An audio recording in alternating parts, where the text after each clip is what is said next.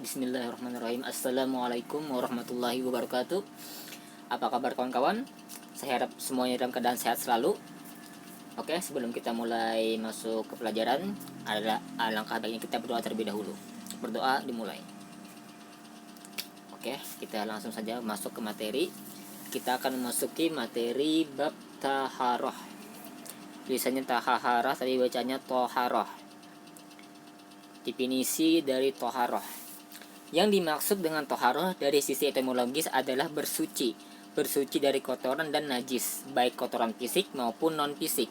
Makna seperti ini sejalan dengan kandungan hadis yang diriwayatkan oleh Ibnu Abbas bahwa tatkala Rasulullah menjenguk salah seorang sahabatnya yang sedang sakit, beliau bersabda, "La ba'sa tahurun insya Allah." Tidak apa-apa, insya Allah suci. Tahur dalam kalimat ini bermakna faturun, keduanya berarti murni atau suci atau bersih dari dosa. Nabi pernah menyatakan bahwa sakit adalah pembersih dosa-dosa. Makna seperti ini mengarah pada kotoran non-fisik. Nah, ini kan ini maknanya yang tidak terlihat ya, seperti dosa itu termasuk dari kotoran non-fisik. Makna seperti ini mengarah pada kotoran non-fisik, yaitu berupa dosa. Selain kotoran non-fisik, toharuh atau bersuci juga meliputi bersuci dari najis. Najis secara etimologis berarti segala sesuatu yang kotor, baik itu yang kasat mata maupun yang tidak kasat mata. Nah, contohnya seperti yang dosa tadi. Orang-orang yang berdosa masuk kategori sebagai orang-orang yang najis. Akan tetapi najis dalam hal ini bukan yang kasat mata, melainkan najis maknawi, non materi. Makna ini dapat dirujuk dari firman Allah, "Innamal musyrikuna najas." Sesungguhnya orang-orang musyrik itu najis. Surah At-Taubah ayat 28. Toharah menurut mazhab Hanafi. Toharah secara syar'i adalah bersih dari hadas maupun kotoran dan najis. Dalam pandangan mazhab Hanafi, toharah atau bersuci dapat berupa perbuatan seseorang membersihkan sesuatu yang najis atau kotor. Sebagaimana toharah dapat pula berupa bersihnya sesuatu yang kotor atau najis dengan sendirinya.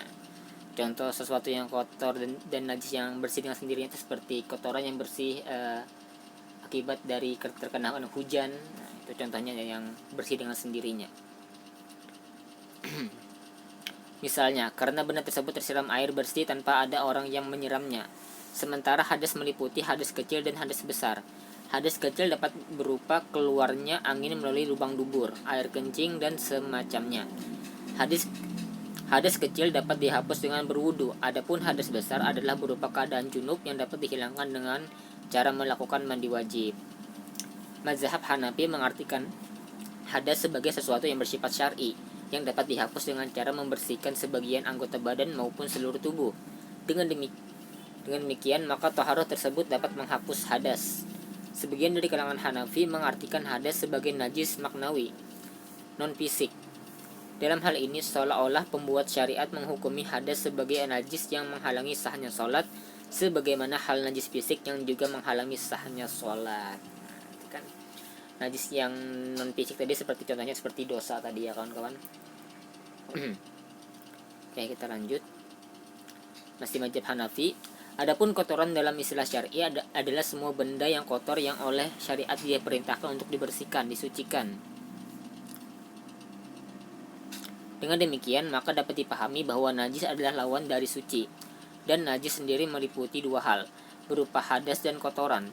Baik itu kotoran yang bersifat kasat mata seperti darah, air kencing, kotoran, air besar, dan sejenisnya, maupun kotoran yang bersifat non-fisik seperti dosa. Adapun para ulama sejatinya telah membatasi makna hadas sebagai bagian dari hal yang bersifat maknawi, bukan benda.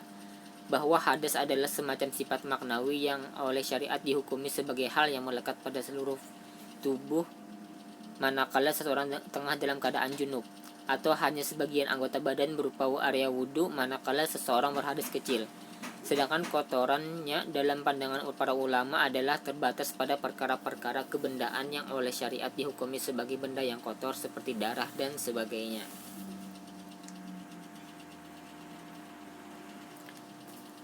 Lanjut yang dari sebelumnya. Mungkin ada yang berpandangan bahwa pengertian atau definisi seperti ini tidak mencakup wudhu yang dilakukan oleh seseorang dalam keadaan tidak berhadas. dengan niat untuk bertakarub kepada Allah. Jadi wudhu yang kedua tidak menghilangkan hadas dan tidak pula mengangkat kotoran, sebab orang tersebut manakala berwudhu masih dalam keadaan suci dari hadas. Jadi misalkan sudah wudhu, misalkan sudah sholat maghrib nih, ya, kita kan menunggu sholat isya. Nah, kemudian setelah kita masuk sholat isya kita berwudhu lagi. Nah itu hitungannya tidak bertoharoh ya, lebih disebutnya bertakarub kepada Allah. Walaupun kita niatnya berwudu juga. Oke kawan-kawan, cukup sampai sini saja materi kita saat ini.